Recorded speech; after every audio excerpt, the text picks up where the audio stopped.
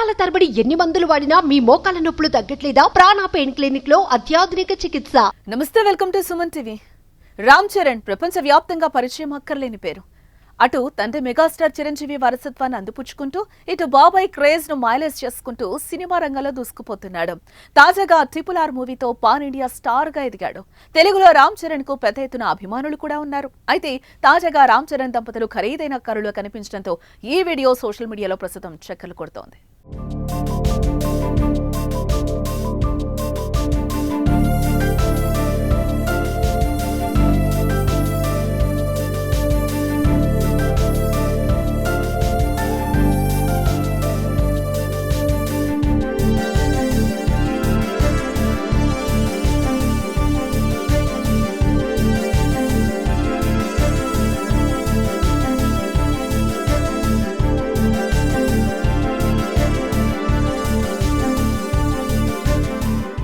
ముంబైలో జరుగుతున్న ప్రముఖ వ్యాపారవేత్త ముఖేష్ అంబానీ కొడుకు అనంత్ అంబానీ వేడుకలకు వెళ్లడానికి శంషాబాద్ ఎయిర్పోర్ట్ కు రామ్ చరణ్ దంపతులు చేరుకున్నారు.